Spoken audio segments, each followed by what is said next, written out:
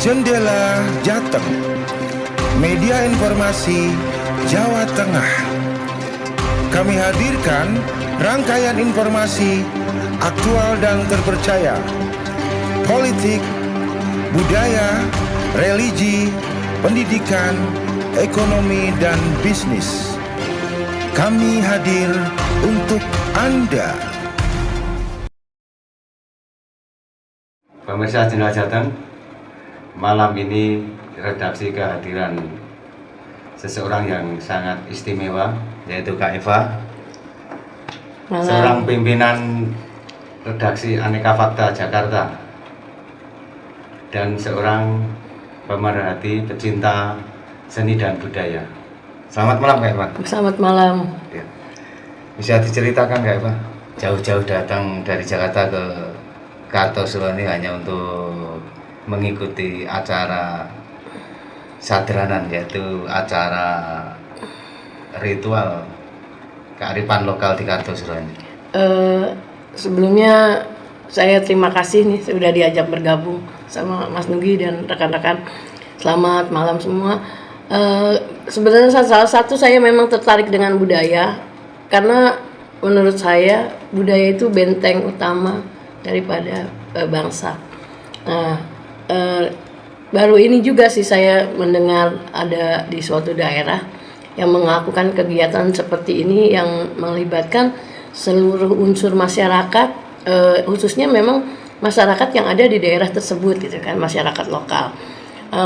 Ini semua suatu budaya yang baik untuk meningkatkan kebudayaan lagi biar nanti pada masa-masa yang akan datang anak-anak kita, cucu-cucu kita juga tidak lupa dengan budaya yang ada ini gitu.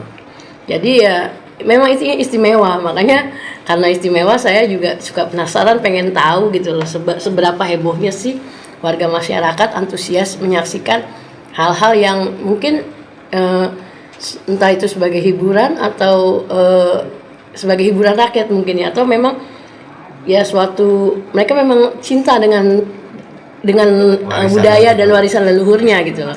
Jadi ya benar unik banget deh. Saya selalu bangga gitu menyaksikannya itu dengan bangga dan punya perasaan Jawani banget loh ya gitu ya kan, karena biar bagaimana saya kan ada turunan Jawa ya kan, saya kan lahir di Jawa juga gitu.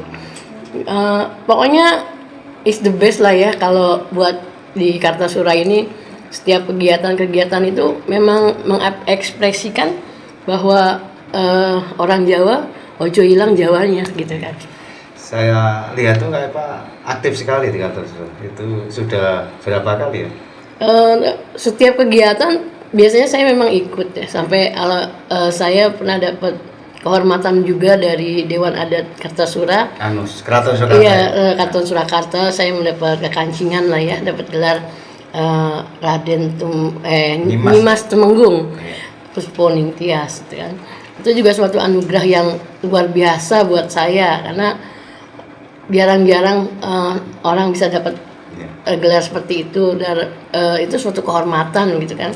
Ya, dengan adanya kehormatan itu dan saya sudah menjadi bagian dari keluarga dari keraton, berarti kan saya harus melestarikan budaya ini gitu kan. Jangan ikut menguri-uri gitu. Jangan sampai putus di masanya kita gitu loh. Jadi saya juga pengen nanti anak cucu kita ini tahu gitu dengan budaya-budaya yang ada di khususnya di Kartasura ini gitu kan. Dengan mendapat gelar kekancingan sebagai Nyimas Tumenggung itu berarti suatu beban moral juga ya. Ada tanggung jawab. Ada tanggung jawab gitu, ada rasa aku harus karena rasa itu adanya di hati ya kan, suatu kebanggaan yang mungkin nggak semua orang juga bisa memiliki itu gitu kan. Jadi saya rasanya kepengen juga berbakti walaupun nggak harus dengan yang sebagaimana, paling tidak saya ikut menguri-uri lah gitu kan, menjadi saksi daripada kebudayaan ini gitu.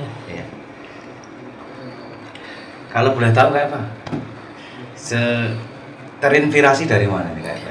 Kebetulan saya terinspirasi sama Pak Juyamto ya. Romo Juyamto ini pengamat budaya bener ya kan.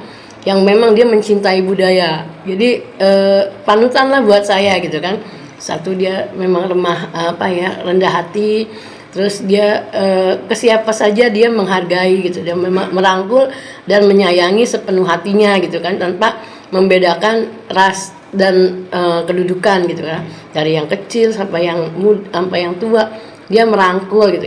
Itulah inspirasi saya, makanya saya menganggap dia itu panutan buat saya gitu kan, karena ya pokoknya dia is the best lah ya, bukan paling baik ya, tapi untuk melestarikan budaya ini dia benar-benar kayaknya luar biasa gitu loh.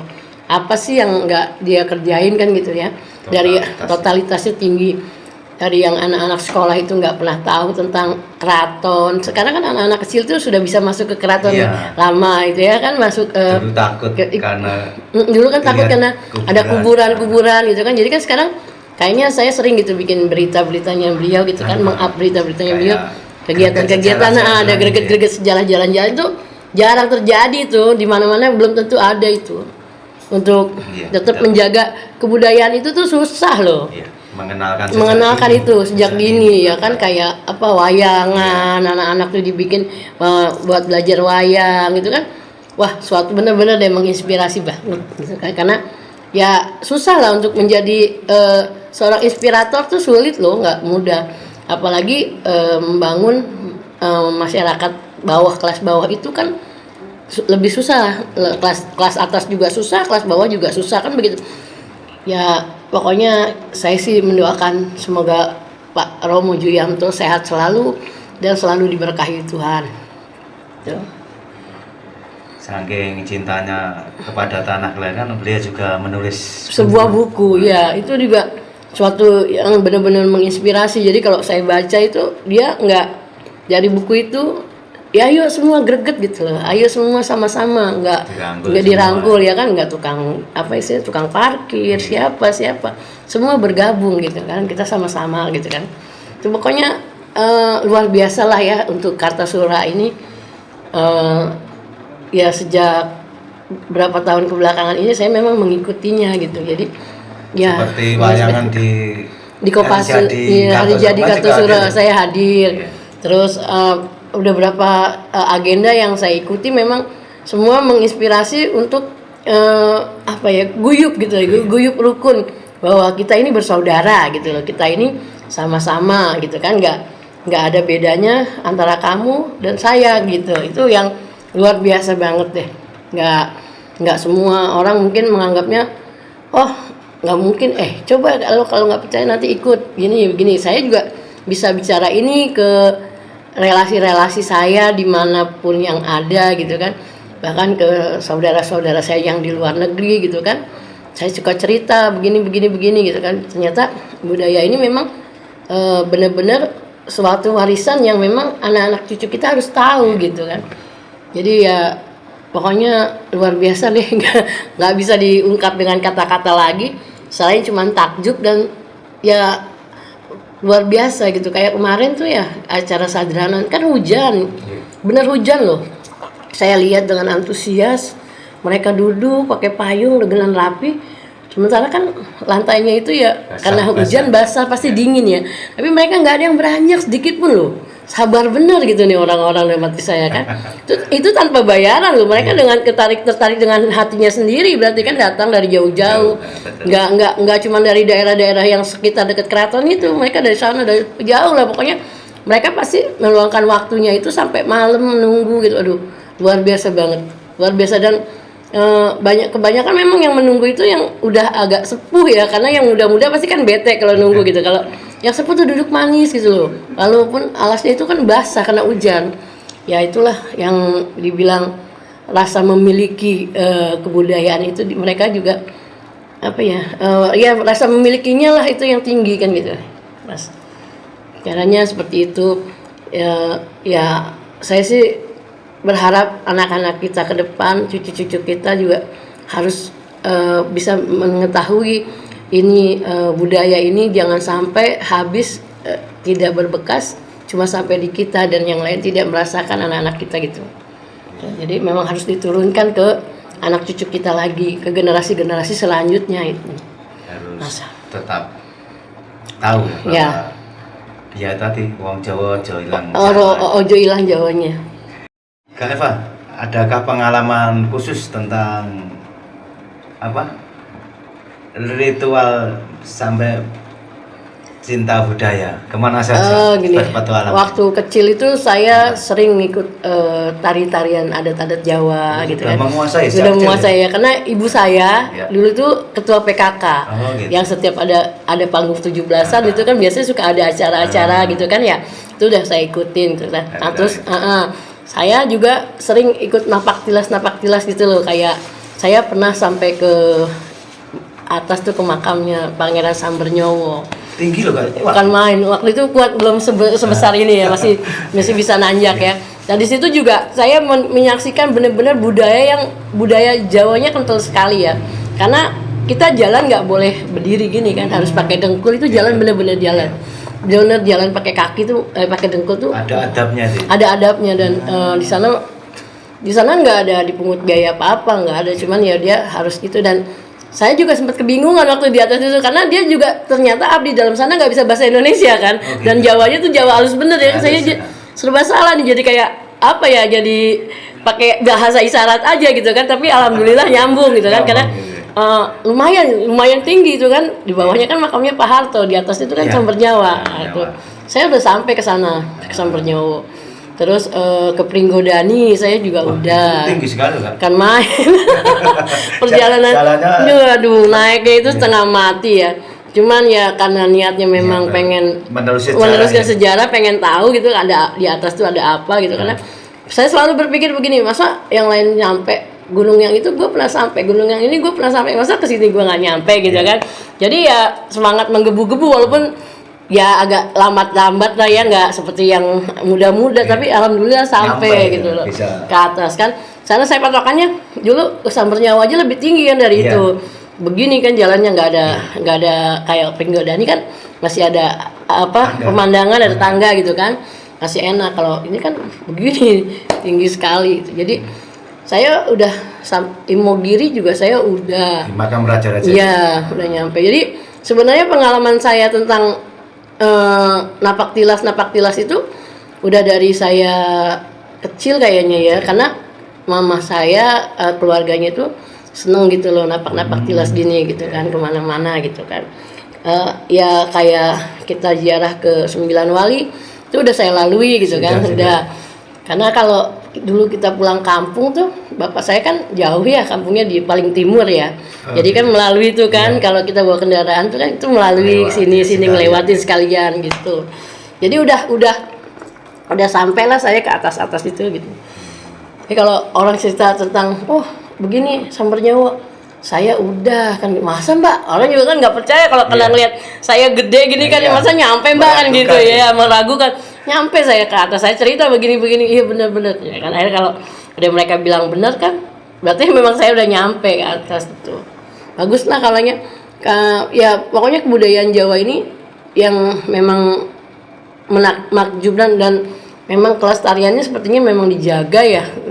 Mungkin di daerah-daerah lain pun sama. Saya pernah ke Kalimantan, itu juga ada satu masjid yang dari zaman semuanya dari kayu. Batangnya itu sokonya itu mungkin lebih berapa lingkaran badan saya tuh. Itu juga sama gitu, sama budaya juga, dia ditunggu sama ada yang merawatnya di situ. Tapi entah juga karena kita juga perlu, pemerintah ini juga sebenarnya harus turun tangan untuk melestarikan kebudayaan ini. Cuman kan pemerintah kita ini di pemerintahan kita ini suka lempar tanggung jawab untuk sebuah masalah ini, lempar tanggung jawab. Harusnya kan ini memang harus dijaga dengan institusi undang-undang ini, institusi ini yang menjaga atau bagian ini yang melestarikan begitu kan. Jadi istilahnya memang terawat gitu kan, kayak banyak loh bangunan-bangunan. Saya kalau ke Surakarta ini kan suka keliling ya. Sayang tuh ngelihat, sedih juga sih ya ngelihat keraton begitu sampai berantakan kayak gitu begini. Banyak yang harus sebenarnya sampai kejadian kemarin ya, benteng atau sempat bobol itu. Harusnya memang pemerintah itu sudah harus turun tangan untuk hal-hal kayak gini kan, karena ini nggak akan terulang lagi Mas, nggak akan lagi ada bangunan seperti keraton itu, pagar keraton itu yang dibobol itu ya kan, kalaupun dibangun lagi mungkin nggak sama gitu kan bentuknya. Harusnya memang harus udah ada kita punya instansi untuk kebudayaan dan apa ya namanya, kebudayaan dan cagar budaya itu ada kan, tapi kayaknya mereka apa ya, kepeduliannya atau wewenangnya cuma sedikit gitu kan, karena di kita ini ada wewenang pusat, ada wewenang daerah gitu loh. Harusnya kan mereka bekerja sama. Jadi maksud saya satu instansi aja, tapi yang kelihatan gitu loh kerjanya gitu loh, jangan sia-sia gitu. Karena kan mungkin juga di daerah-daerah ini mungkin ada apa ya, ada punden-punden yang sisa-sisa itu pasti banyak. Kalau ditelusuri pasti ada kan. Itu kan itu kan budaya yang orang-orang kadang-kadang remehkan kan gitu. Tuh.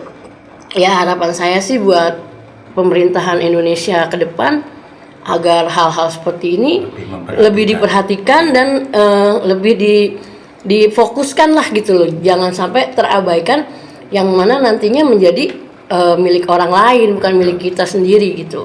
Sebagai pimpinan sebuah redaksi media online nasional, berarti kakak juga sering menyuarakan ya tentang keprihatinan. Oh, saya sering sekali menyuarakan tentang keprihatinan tentang ya cagar budaya gitu. Kalau di Jakarta itu ada juga namanya Kota Tua. Nah itu sampai dibuatkan suatu kelompok wartawan, Pokja Wartawan Kota Tua, karena untuk melestarikan bangunan itu ya kan. Nah kenapa sama-sama seperti Semarang? Nah Semarang kan juga ada tuh Kota Tua kan. Di Jakarta itu Kota Tua disebutnya Kota Tua, tapi nggak ada kebudayaan Jakarta seperti ondel-ondel atau gigi balang yang khas Betawi itu nggak ada di sana gitu. Jadi itu juga sedang dirembukan kan, karena kan ya sekarang itu sudah jadi miliknya cukong-cukong yang berduit. Di situ bangunan-bangunan tua itu sudah dimiliki orang, kayak kadang-kadang berubah jadi kafe, berubah jadi ini. Harusnya kan kearifan harusnya udah mulai tergeser. Jadi ya satu lagi memang masalah kita untuk apa ya, urus surat-surat itu kadang-kadang memang susah, karena mereka misalnya mau merapikan ini gitu kan dengan seperti ini itu susah gitu kadang-kadang. Nah, kenapa dulu pernah di Jakarta Selatan dibikin namanya Kampung Budaya Betawi Situ Babakan. Nah, sekarang kan nggak ada lagi ceritanya tuh, cuma sampai beberapa dekade doang kan, hilang kan begitu saja. Padahal saya tahu banget itu sekeliling Situ Babakan itu rumah-rumah itu dibangun berbentuk Betawi, gaya Betawi. Ya rumah orang yang asalnya nggak ada bentuk gini dibikin cuma untuk, tapi sekarang udah hilang kayaknya, nggak ada lagi yang peduli tentang Situ Babakan itu gitu kan. Makanya itu saya sih berharap ada instansi yang mau, maksudnya yang nggak usah main saling menyalahkan, tapi mereka punya rasa tanggung jawab untuk melestarikan budaya gitu. Mungkin ada pesan khusus atau pesan moral untuk pesan moral saya sih ya itulah, budaya adalah benteng pertahanan suatu negara. Jadi kita jangan sampai terpecah belah karena berbeda-beda budaya kita. Kita harus menyatukan visi dan misi untuk melestarikan budaya. Dimanapun kita, tempat kita, saya rasa semua ada budayanya kan gitu. Ada adat istiadat, ada budaya yang memang harus kita tetap lestarikan gitu kira-kira.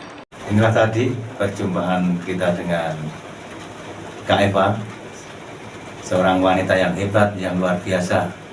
Dia seorang pimpinan redaksi, juga seorang pemerhati budaya, pecinta budaya, pelestari budaya. Terima kasih Kak atas kunjungannya. Terima kasih, selamat malam.